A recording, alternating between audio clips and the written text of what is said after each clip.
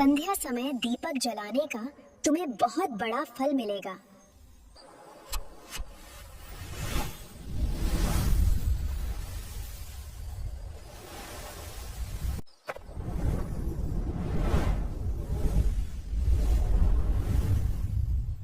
संध्या समय द्वार पर दीपक क्यों जलाया जाता है, इसके पीछे का रहस्य क्या है और ऐसा करने से किस फल की प्राप्ति होती है? नमस्कार, आप सभी का एक बार फिर स्वागत है। प्रिय मित्रों, आपने संध्या होते ही कई घरों के द्वार पर दीपक जलते हुए जरूर देखा होगा। इसे देखकर मन में अक्सर सवाल उठता है कि आखिर यह परंपरा क्यों निभाई जाती है और इस दीपक से क्या पुण्य मिलता है। तो आज मैं आपके इसी प्रश्न का उत्तर एक सुंदर कथा के माध्यम से देने जा रहा हूँ। वही कथा जो योगेश्वर श्री कृष्ण ने देवर्षि नारद को सुनाई थी। एक बार की बात है, द्वारका में संध्या काल का समय था। सूर्य पश्चिम दिशा में ढलते हुए पूरे आकाश को सुनहरी आभा से भर रहा था। समुद्र की लहरें धीमे धीमे गूंज रही थीं और पूरी नगरी में दिव्य शांति फैल रही थी। तभी नारद जी नारायण नारायण झपते हुए द्वारका पहुंचे। जब वे कृष्ण के राजप्रासाद के पास पहुंचे तो उन्होंने द्वार पर जलता हुआ एक दीपक देखा, जिसकी लौ शांत, उजली और आकर्षक थी। मानो वह केवल तेल बाती से नहीं, बल्कि भक्ति और श्रद्धा की शक्ति से जल रहा हो। इस दीप को देखकर नारद जी के मन में जिज्ञासा जागी। उन्होंने भगवान कृष्ण को प्रणाम किया और निवेदन किया, हे द्वारकाधीश, संध्या के समय आपके द्वार पर जलने वाले इस दीपक का रहस्य क्या है? यह परंपरा क्यों निभाई जाती है और संध्या दीप जलाने वाले भक्त को क्या फल मिलता है? नारद के प्रश्न पर श्री कृष्ण मुस्कुराए और बोले, हे मुनि, तुम्हारा प्रश्न अत्यंत मंगलकारी है। संध्या का दीप केवल प्रकाश नहीं, बल्कि अज्ञान को मिटाने वाली दिव्य ज्योति है। जो व्यक्ति श्रद्धा से यह दीप प्रज्वलित करता है, वह अपने घर ही नहीं, बल्कि अपने विचार, अपने कर्म और अपनी आत्मा को भी प्रकाश से भर देता है। हे नारद, इसके पीछे का रहस्य मैं तुम्हें एक प्राचीन कथा द्वारा बताता हूँ, जो इस दीपक की असली महिमा प्रकट करती है। हे देवर्षि, बहुत समय पहले की बात है, जब अयोध्या नगरी स्वर्ण प्रभा से दमकती थी। उस पवित्र भूमि में धर्म, सत्य और मर्यादा का वास्तविक निवास था। मार्गों पर चलते ही वेद मंत्रों की मधुर स्वर लहरियां सुनाई देती थी और प्रत्येक आंगन से उठती पूजा की ध्वनि पूरे वातावरण को पवित्रता से भर देती थी। उसी दिव्यता से भरे शहर में एक अत्यंत विद्वान, तपस्वी और धर्मशास्त्रों में प्रवीण ब्राह्मण रहता था, जिसका नाम था सुदर्शन। उसका जीवन ज्ञान का दीपक था। उसने वेद, उपनिषद, स्मृतियां, आरण्यक और ब्रह्मसूत्रों का गहन अध्ययन किया था। धर्मशास्त्र के सूक्ष्म से सूक्ष्म नियम तक उसे कंठस्थ थे। यज्ञ, अनुष्ठान और वेद पाठ में उसकी निपुणता इतनी अप्रतिम थी कि अयोध्या के लोग उसे आदर से ब्राह्मण श्रेष्ठ कहकर संबोधित करते थे। परंतु हे देवर्षि, सुदर्शन का ज्ञान जितना विशाल था, उतनी ही कमी उसके हृदय में भक्ति की थी। वह पूजा अवश्य करता था, पर वह केवल एक दायित्व, एक औपचारिक कर्म की तरह थी। उसके भीतर श्रद्धा की वह कोमलता, प्रेम की वह मधुरता और समर्पण की वह गहराई नहीं थी जो किसी सच्चे भक्त में होती है। वह शास्त्रों का झाता था, पर ईश्वर का रसास्वादन नहीं कर पाया था। पर उसके घर में यह अभाव उसकी धर्मपत्नी सुशीला पूर्ण करता थी। सुशीला एक पुण्यवती, सती और भक्तिमयी नारी थी। मानो उसका जन्म ही भक्ति के लिए हुआ हो। उसका मन प्रतिक्षण ईश्वर में रमा रहता।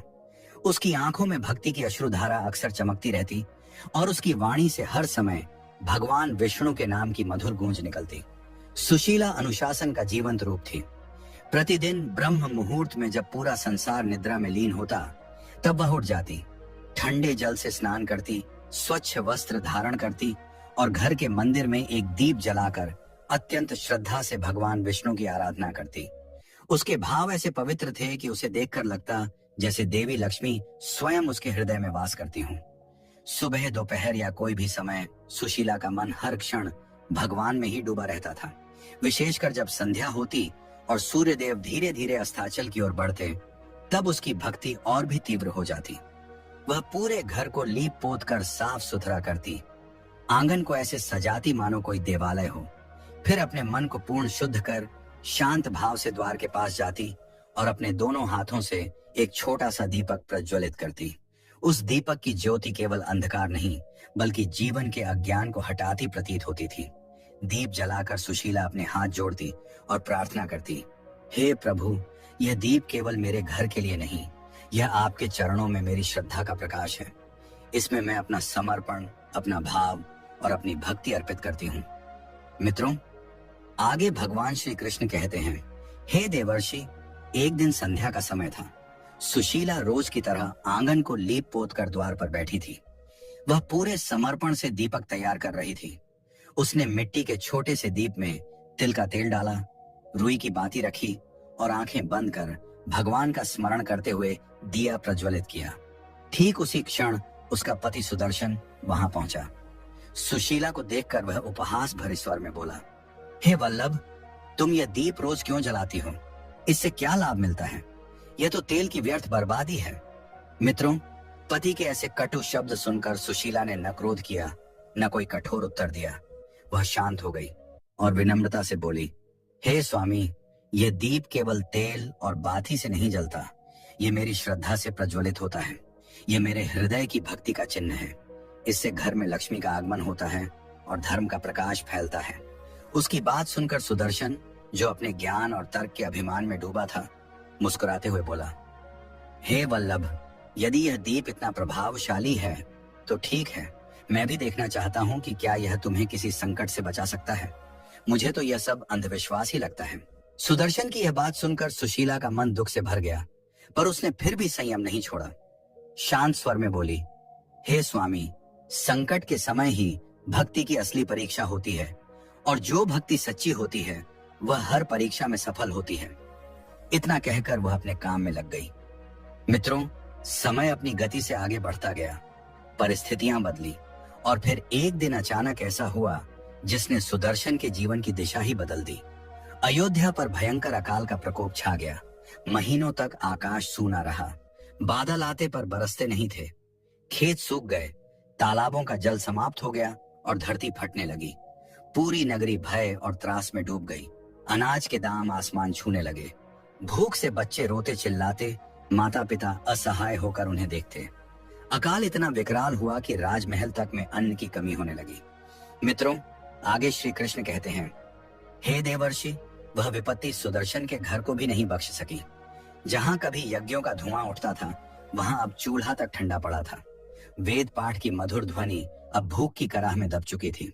घर में रखा अंतिम दाना तक समाप्त हो गया था और पानी का एक छोटा पात्र भी दुर्लभ हो गया था। सुदर्शन, जो स्वयं को महान ज्ञानी समझता था, अब असहाय खड़ा था। उसके चेहरे पर निराशा की रेखाएं गहरी होती जा रही थी। परंतु इतना सब होने के बाद भी सुशीला की आस्था अडिग रही। उसने अपने प्रभु पर विश्वास कभी नहीं छोड़ा। वह स्वयं भूखी रह लेती, लेकिन संध्या दीप जलाना नहीं छोड़ती थी। उसने अपनी आंखों में आशा की ज्योति संजोए अपने पति से कहा, हे स्वामी, ये दीप चाहे कितना भी छोटा हो, पर इसका प्रकाश मेरे विश्वास से बड़ा है।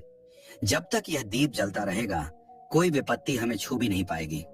मित्रों, वह प्रतिदिन की तरह हर संध्या द्वार पर दीपक प्रज्वलित करती रही। घर में अन्न और जल का नाम तक नहीं बचा था, लेकिन फिर भी वह दीप जलाना नहीं छोड़ती थी, क्योंकि उसका ईश्वर पर विश्वास अडिग था। हे देवर्षि, वह रात अत्यंत विचित्र थी। चारों ओर भयंकर अंधकार पसरा हुआ था। आकाश में न कोई तारा चमक रहा था, न चंद्रमा की कोई किरण धरती पर उतर रही थी। दिशाएं मौन थीं, वायु स्थिर थी और अयोध्या की गलियां सूनी पड़ी थीं। हर घर भूख और चिंता से घिरा था, लेकिन सुदर्शन के द्वार पर एक दीप फिर भी जल रहा था, वही संध्या दीप जिसे सुशीला प्रतिदिन जलाया करती थी। उस रात उसकी लौ पहले से कहीं अधिक उज्जवल थी, मानो कोई अदृश्य शक्ति संकेत दे रही हो। सुशीला दीप के सामने बैठी प्रभु का स्मरण कर रही थी। उसके चेहरे पर थकान थी, पर उसके विश्वास की चमक फीकी नहीं हुई थी। उसके हृदय में एक ही भाव उमड़ रहा था, हे प्रभु, यह दीप आपका प्रतीक है। जब तक यह जलता रहेगा, मेरा मन भी आपसे जुड़ा रहेगा।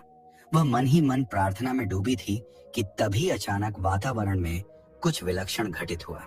दीपक की लौ ऊंची उठी और चारों ओर दिव्य प्रकाश फैलने लगा।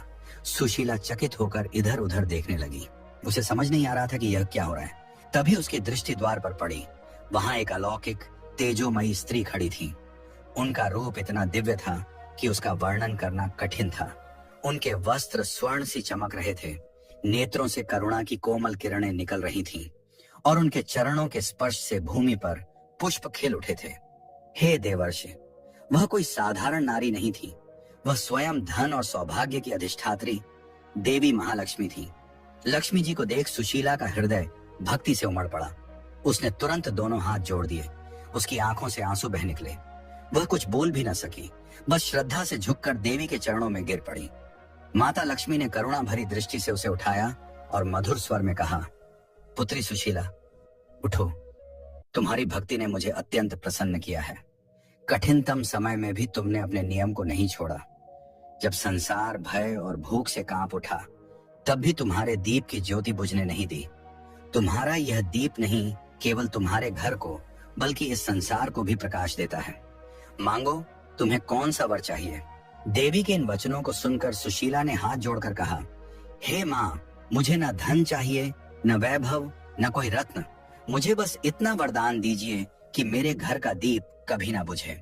यह ज्योति सदा आपके चरणों में जलती रहे। मेरे कुल में सदैव धर्म, शांति और सुख का वास बना रहे और किसी युग में मेरे वंशज इस दीप की महिमा को भूले नहीं। सुशीला की यह विनती सुनकर देवी लक्ष्मी के मुख पर मधुर मुस्कान फैल गई। उनके नेत्रों में मातृत्व की कोमल चमक और कृपा का अथाह सागर उमड़ आया।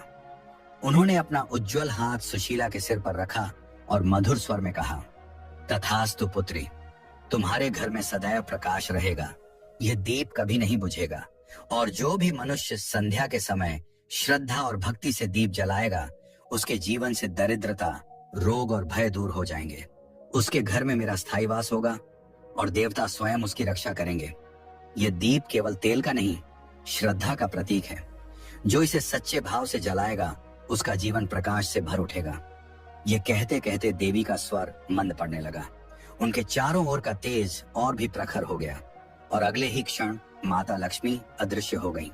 अब वहां केवल दीपक की लौ जल रही थी, पर उसकी छोटी सी ज्योति में दिव्य आशीर्वाद चमक रहा था। सुशीला की आंखें आंसुओं से भरी थीं। उसने दीप की ओर सिर झुकाकर प्रणाम किया। उसके भीतर ऐसी शांति और आनंद उमड़ आए, मानो स्वयं ईश्वर उसके हृदय में प्रकट हो गए हों। उसे अनुभव हुआ कि भक्ति कभी व्यर्थ नहीं जाती। सच्ची श्रद्धा अंततः दिव्यता को सामने ला ही देती है। मित्रों, आगे श्री कृष्ण नारद जी से कहते हैं, हे देवर्षि, वह संध्या सुशीला के लिए किसी चमत्कार से कम नहीं थी। अगली सुबह जब भोर की पहली लालिमा फैली और सुदर्शन की नींद खुली, उसने आंखें खोली तो सामने का दृश्य देख वह स्तब्ध रह गया। जहां कल तक उसके घर की कोठारें खाली थीं, वहां अब अनाज से भरे बड़े बड़े पात्र रखे थे। धान, गेहूं, चावल, फल और सब्जियां सलीके से सजे थे। घर के आंगन में ऐसी मधुर सुगंध फैली थी कि लगता था जैसे वसंत स्वयं उतर आया हो। वातावरण शांत था, पवित्र था और हर कोना दिव्य आनंद से भरा था। सुदर्शन विस्मय में इधर उधर देखता रहा। उसे यह समझ ही नहीं आया कि यह सब कैसे हुआ। वह तुरंत अपनी पत्नी के पास गया और व्याकुल होकर बोला, हे वल्लभ, यह सब कैसे हुआ? कल तक तो हमारे पास एक दाना नहीं था और आज यह संपन्नता कहां से आ गई? सुशीला के चेहरे पर शांत मुस्कान थी। उसने धीमे स्वर में कहा, स्वामी, यह किसी मनुष्य का किया नहीं, यह उसी दीप की कृपा है जिसे आप व्यर्थ समझते थे। वही दीप जो प्रतिदिन भगवान के चरणों में अर्पित होता था। उसकी भक्ति से माता लक्ष्मी स्वयं कल रात यहाँ पधारी थी। उन्होंने आशीर्वाद दिया कि हमारे घर का दीप कभी न बुझे। ये सारी समृद्धि उसी दिव्य आशीर्वाद का प्रभाव है। ये सुनते ही सुदर्शन के नेत्र नम हो गए। उसके भीतर पश्चाताप की अग्नि और भक्ति की लहर एक साथ उठी। भाव विह्वल होकर वह बोला, सुशीले, तुमने ठीक कहा। मैं ज्ञान के अभिमान में डूबकर अंधकार में जी रहा था और आज इसी छोटे से दीप ने मुझे प्रकाश का असली अर्थ दिखा दिया। मैंने शास्त्रों में बहुत कुछ पढ़ा है, लेकिन तुम्हारी भक्ति ने मुझे धर्म का साक्षात रूप दिखा दिया। वह अपनी पत्नी के चरणों में झुक गया और प्रणाम करते हुए बोला, आज से मैं भी तुम्हारे साथ संध्या दीप जलाऊंगा। ये दीप अब केवल तुम्हारा नहीं, हम दोनों के जीवन का दीप बनेगा। मित्रों, उस दिन से सुदर्शन और सुशीला ने प्रतिदिन संध्या के समय द्वार पर दीप जलाना अपना नियम बना लिया। समय बीतता गया और उनके जीवन में सुख, शांति और समृद्धि लौट आई। जिस घर में कभी दुख की छाया थी, वहां अब भक्ति का प्रकाश फैल गया। धीरे धीरे यह चमत्कार नगर में फैल गया। पड़ोसी पूछते, यह सब कैसे हुआ?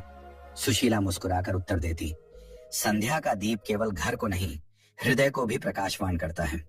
उसकी बातें सुन लोग प्रेरित होने लगे और देखते देखते अयोध्या की प्रत्येक गृहिणी ने संकल्प कर लिया कि वह भी प्रतिदिन संध्या बेला में दीप जलाएगी। फिर एक दिन ऐसा आया जब पूरी अयोध्या के हर द्वार पर दीपक जल रहे थे। दूर से देखने पर लगता था मानो असंख्य तारे धरती पर उतर आए हों। हर घर प्रकाश से भरा था, हर हृदय भक्ति से। देवता भी इस दृश्य को देखकर प्रसन्न हुए और स्वयं लक्ष्मी जी विष्णु लोक से मुस्कुराकर बोली, हे त्रिलोकनाथ, देखिए एक सुशीला की भक्ति ने पूरे नगर को प्रकाशमय कर दिया। मित्रों, आगे भगवान श्री कृष्ण ने नारद जी से कहा, हे देवर्षि, तभी से यह परंपरा चली आ रही है कि जब संध्या का समय होता है और सूर्य अस्ताचल की ओर बढ़ते हैं, तब हर घर के द्वार पर दीपक प्रज्वलित किया जाता है। यह केवल प्रकाश का दीप नहीं, श्रद्धा, समर्पण और भक्ति का दीप होता है। हे ब्रह्मानंदन, यह दीप केवल रोशनी नहीं देता, यह धर्म का दीप है। संध्या बेला में श्रद्धा से दीप जलाने वाला व्यक्ति अपने भीतर के अज्ञान, लोभ, क्रोध और मोह को मिटा देता है। यह दीप स्मरण कराता है कि अंधकार चाहे कितना भी गहरा हो, एक छोटी सी ज्योति भी उसे परास्त कर सकती है। जिस घर में दीप जलता है वहां लक्ष्मी का निवास होता है। वहां दरिद्रता, रोग और भय प्रवेश नहीं करते।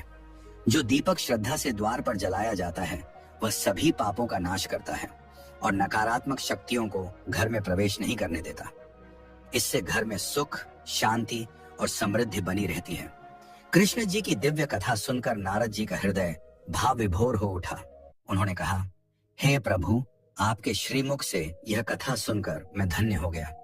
यह दीप तो केवल प्रकाश नहीं, यह भक्ति का साक्षात स्वरूप है। अब समझ आया कि संध्या दीप का इतना महत्व क्यों है। भगवान श्री कृष्ण मुस्कुराकर बोले, हे देवर्षि, दीपक केवल तेल और बाती से नहीं जलता, वह भक्त की श्रद्धा से जलता है।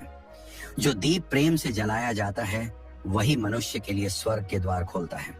तब नारद जी ने दूसरा प्रश्न पूछा, हे प्रभु, क्या इस दीप को जलाने के कुछ नियम हैं और किन स्त्रियों को इसे नहीं जलाना चाहिए? मित्रों, नारद जी के इस प्रश्न पर भगवान श्री कृष्ण रहस्यमयी मुस्कान के साथ बोले, हे देवर्षि, जैसे प्रत्येक अनुष्ठान के अपने नियम होते हैं, वैसे ही इस दीपक के भी कुछ नियम हैं। पहला नियम, ग्रहण के समय दीप नहीं जलाना चाहिए। दूसरा, जब तेज आंधी या तूफान चल रहा हो उस समय दीपक प्रज्वलित नहीं करना चाहिए, क्योंकि यह अपशकुन माना जाता है। और तीसरा नियम यह है कि जब घर में कलह, अपवित्रता या मृत्यु शोक का समय हो तब दीप नहीं जलाना चाहिए। दीप जलाते समय एक और बात का विशेष ध्यान रखना चाहिए। दीपक की लौ हमेशा पूर्व या उत्तर दिशा की ओर रहे, क्योंकि इन दिशाओं में दीपक का प्रकाश धन और समृद्धि के योग बनाता है। दीप की बाती का भी अपना महत्व है। एक बाती वाला दीप मोक्ष का मार्ग खोलता है, 2 बाती वाला दीप समृद्धि देता है और 5 बाती वाला दीप सिद्धि, आरोग्य और पूर्ण कल्याण का प्रतीक माना जाता है। आगे भगवान श्री कृष्ण कहते हैं, हे देवर्षि, ये सब नियम केवल कर्म और शुद्धता पर आधारित हैं। दीपक घी और बाती मात्र का दिया नहीं होता, यह मन की पवित्रता का प्रतीक है। इसलिए कुछ अवस्थाओं में स्त्रियों को दीपक नहीं जलाना चाहिए। घर में मृत्यु या जन्म हो तो वह समय अपवित्रता का माना जाता है। उस काल में किसी प्रकार का धार्मिक कर्म, पूजा या दीपदान नहीं करना चाहिए, क्योंकि उस समय घर की ऊर्जा असंतुलित रहती है और देवता उस स्थान से दूर रहते हैं। दूसरा है रजस्वला काल। यह काल स्त्री के शरीर की स्वाभाविक विश्राम और शुद्धि का समय होता है।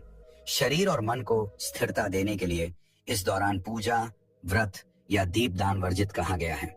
जब यह अवधि समाप्त हो जाती है और शरीर की ऊर्जा फिर से संतुलित हो जाती है, तब वह विधिवत धर्म कार्य कर सकती है।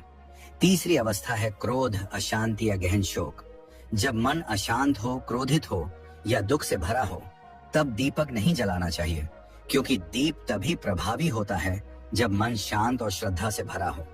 दुख या क्रोध में जलाया गया दीप उजाला तो देता है, पर आशीर्वाद नहीं आकर्षित करता। आगे श्री कृष्ण जी कहते हैं, हे देवर्षि, आज का यह पावन प्रसंग यहीं समाप्त होता है। आशा है कि तुम्हें अपने सभी प्रश्नों के उत्तर मिल गए होंगे। नारद जी भाव विह्वल होकर बोले, हे प्रभु, आपके द्वारा दिया गया यह ज्ञान अमूल्य है। मैं इसका प्रचार सभी लोगों में करूंगा और संध्या दीप की महिमा सबको बताऊंगा।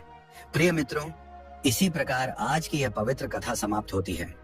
यदि यह कथा आपके मन को स्पर्श कर गई हो तो प्रेम से बोलिए, जय श्री कृष्णा, जय भोलेनाथ। और वीडियो अंत तक देखने के लिए आपका हृदय से आभार।